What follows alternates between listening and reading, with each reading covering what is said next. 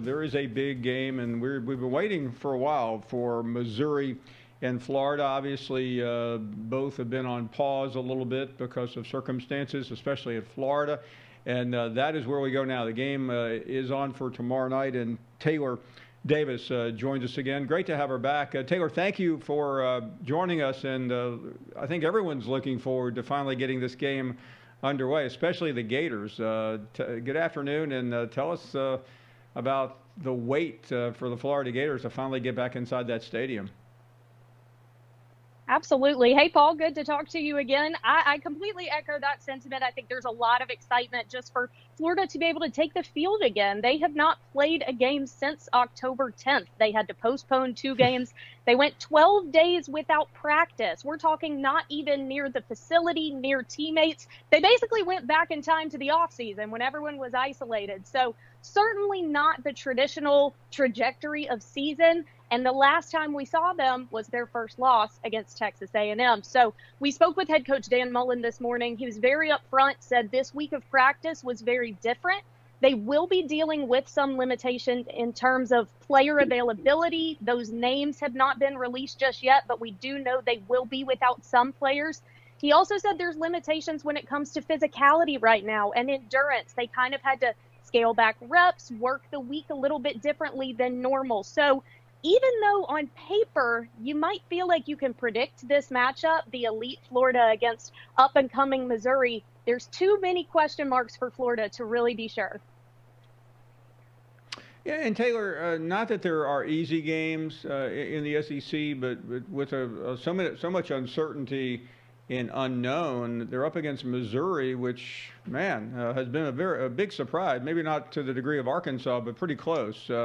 What are you hearing down there? Just in, I wouldn't say it's trepidation with the Dogs next week, but I'm sure they're a little bit anxious.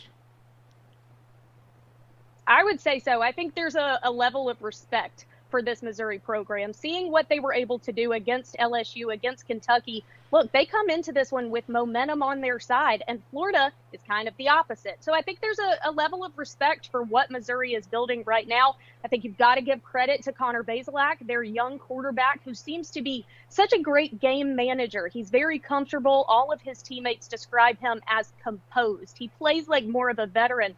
And if you look at the game against Kentucky, this past matchup, it seemed like the formula that they found works well for them is to run the ball and control the clock. And if they're able to do that against Florida, this could be a very interesting matchup because we all know Florida struggles. You don't look to the offense. This is one of the most elite offenses in the country, but the defensive side has really struggled, specifically on third downs. If you open up that opportunity for Connor Bazelak, this Missouri offense to control the clock the way they did, Paul, they had the ball 43 minutes against Kentucky. If you keep Florida's offense off the field that long, this could be a very interesting East matchup.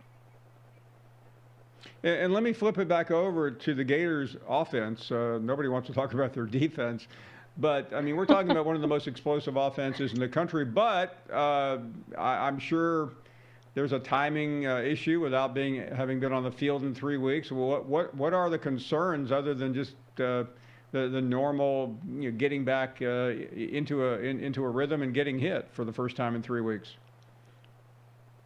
Well, you know, Paul, of course, they're putting forward a lot of confidence, and rightfully so on the offensive side. Kyle Trask and Kyle Pitts have had this chemistry that dates back to even when they were backups, and neither of them were playing. They were both twos. They would stay after practice, work reps together. So I actually spoke with Kyle Pitts this week about their connection, given the fact that they've been away from practice, and he said, Kyle and I have gotten to the point where we don't even have to verbally communicate anymore. We can just have looks and tendencies on the field, and we know what adjustments the other needs to make. So offensively, they really aren't concerned with the lack of timing or connection. I know you said nobody wants to talk defense, but we did talk to Todd Grantham today, and he definitely echoed the fact that we're seeing it across the league. Time away is hindering defenses more than offenses. He said it's a development thing. It's tackling fundamentals. It's not jumping your gaps. And so that's really the bigger concern. I fully expect this Florida offense to continue to click.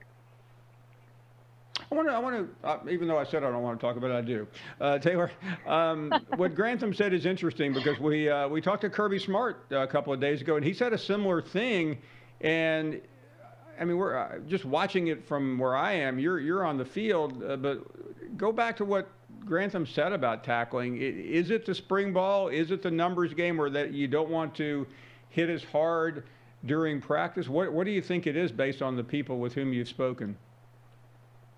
He definitely credited the lack of spring ball, especially for his defense. Grantham's a guy that wants to show you a lot of looks. He's not afraid to blitz, and he really feels like he needs ample time to prepare his guys, especially the younger ones. So he did mention the lack of spring ball, and of course, the last couple of weeks, he said, it did provide me a good opportunity to have individual meetings on Zoom with all the guys on my defense. Interesting about this, I actually asked Kyle Trask if there's a silver lining to this time off, what would it be? And he said the fact that it came after our first loss. He said, we have had so much time to evaluate the film from our first loss and really see details as to what led to that game getting away from us.